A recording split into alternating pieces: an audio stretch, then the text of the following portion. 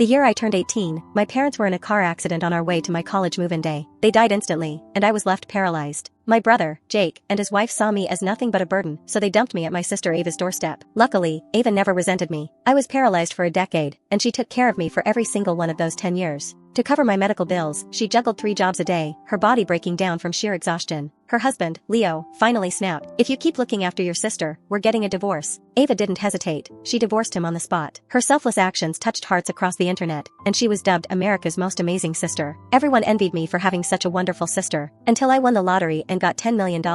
But I transferred all of it to my brother, Jake. The entire internet condemned me as ungrateful. A reporter, Mr. Davis, found me. "You've been paralyzed for a decade. Your brother hasn't looked after you for a single day. Your sister, Ava, has stuck by you, taking on a mountain of debt for you, and even sacrificed her marriage. Why didn't you give her a single penny?" I looked up at Mr. Davis, my voice calm. "Set up hidden cameras in my house for a 3-day secret livestream, and you'll understand why." As soon as the hidden cameras were installed, the secret livestream began. Cassandra, my sister, walked in after work, sporting heavy dark circles under her eyes. She dragged herself to my bedside, preparing to help me clean up. Seeing a mess beneath me, there wasn't a flicker of disgust in her eyes, only profound heartache and self-reproach. "Riley, did you have an upset stomach last night?" She touched my forehead, blaming herself. "I'm so sorry. It's all my fault. I've been so exhausted from work lately that I slept like a rock. I forgot to check on you in the middle of the night and keep your bland cat on, leaving you uncomfortable all night." I watched her silently, not speaking. The live comments, however, exploded. "My God, this sister is incredible. She just got home from work, saw this total mess, and her first reaction was to blame herself, right? If I'd worked all day and came home to that, I'd be fuming. She really is America's most amazing sister. She's making me tear up." Cassandra didn't know about the hidden livestream. She just single-handedly turned me over, preparing to help me to the bathroom for a shower, but she was too tired. Even with all her strength, she struggled to lift me from the bed. Just then, a knock sounded at the door. Cassandra opened it to find my brother, Jake, standing there. Her eyes widened in surprise.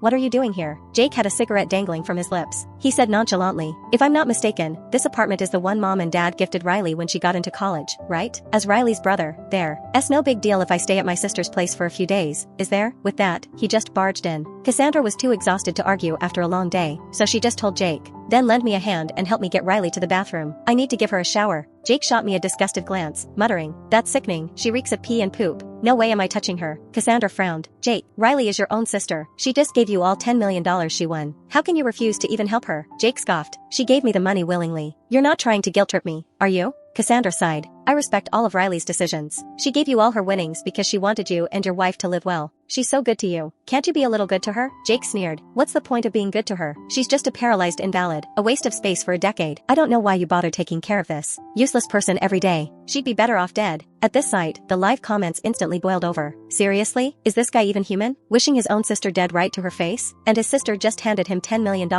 I seriously don't get it. Her sister slaved for a decade taking care of her, went deep into debt, even lost her marriage, and got absolutely nothing in return. Is this sister out of her mind? She's ungrateful to such an amazing sister but so good to this heartless animal of a brother? Did the paralysis affect her brain too? Jake didn't help in the end. It took Cassandra over an hour to clean me up. She was drenched in sweat from exhaustion, but she still meticulously changed my clothes, settling me into my wheelchair. "Riley, you must be hungry, right? Sister will go make you dinner now." Due to extreme fatigue, Cassandra almost fainted when she stood up, but she only paused for a few seconds before forcing herself to walk into the kitchen. Soon, she brought out grilled salmon, a rich beef stew, some steamed greens, and a pot of steaming chicken soup. Cassandra placed the dishes in front of me, then carefully blew on a spoonful of chicken soup to cool it before bringing it to my lips. "Riley, this chicken soup was made from a fresh, organic chicken I specifically bought from a local farm. You always loved this when you were a kid, try some." I turned my head, my voice cold. "I don't want to eat." Cassandra's eyes were filled with worry. "Riley, you already had an upset stomach. If you don't eat something to replenish your strength, your body won't be able to take it." I looked at her, my tone still distant. "I don't have an appetite." Then, I looked at Jake, who was sprawled on the couch playing on his phone, and said softly, "Jake, I want that pastry on the coffee table." Jake didn't even look up, saying impatiently, "I bought that for myself. If you want it, push your wheelchair and go buy you our own." Cassandra glared at Jake, then turned to me, her voice gentle. "Riley, eat your dinner first. After that, I'll go buy you a pastry, okay?" I stubbornly shook my head, refusing to eat the food she made. At this sight, the live comments exploded. Is this sister crazy? Refusing her sister's home-cooked meal, but demanding her brother's pastry? I thought she was just confused, but she's so utterly pathetic. Her brother treated her like that, and she's still fixated on his stuff? Poor sister, she's putting in so much thankless effort. She worked so hard to make a whole table of food, and Riley won't even look at it. That's disgusting. The more I watch, the more I think this younger sister is such a terrible person. The first day of the livestream ended. The chat was filled with insults directed at me. On the second day, Cassandra got off work a little earlier than usual.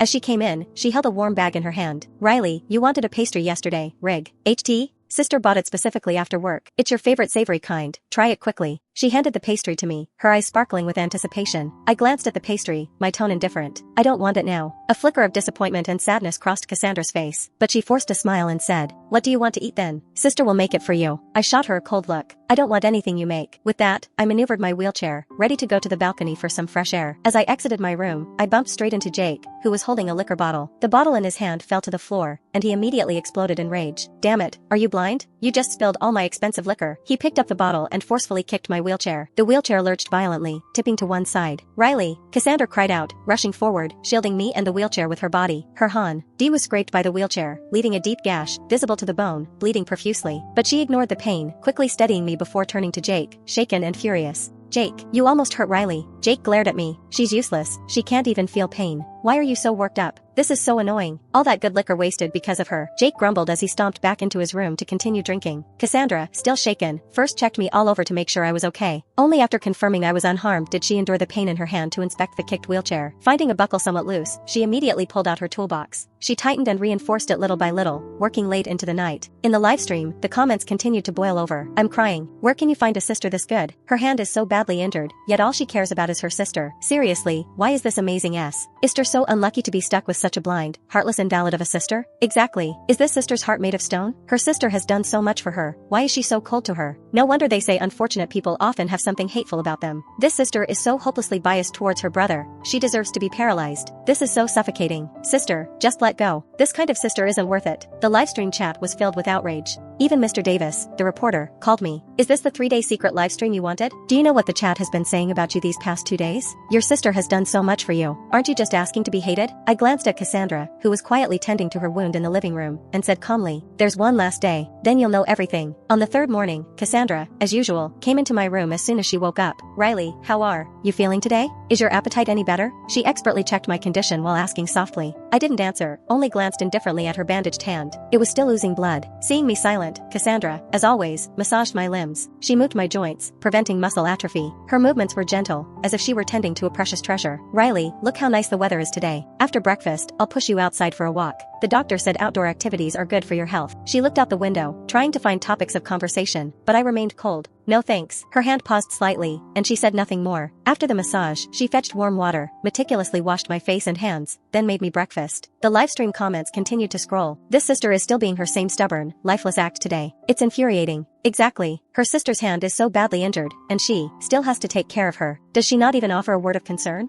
Honestly disgusting. Some people just don't deserve kindness. That day, Cassandra didn't go to work. She said she wanted to spend quality time with me. After finishing everything, she pushed me to the balcony to bask in the sun. She combed my hair, trimmed my nails, and cleaned my ears. She made sure every inch of me was clean and tidy. After all the chores, she pulled a small stool and sat beside me. Gripping my hand tightly, she began to speak softly. "Riley, do you remember? When we were little, you loved to pull me onto the balcony to sunbathe. You said the sun always made you feel better. On my wedding day, you cried so much, clinging to my hand and refusing to let go. You once said your biggest wish was for me to be happy." As she spoke, her eyes welled up. Just then, her phone rang, but she didn't answer. Instead, she gave me a deep look, then hung up. Then, she looked at me, a faint smile on her face. "Riley, it's time." I smiled faintly. This moment, it was finally here. With that, Cassandra straightened up, gave me a cryptic look, and then she did something that stunned every single viewer watching the livestream.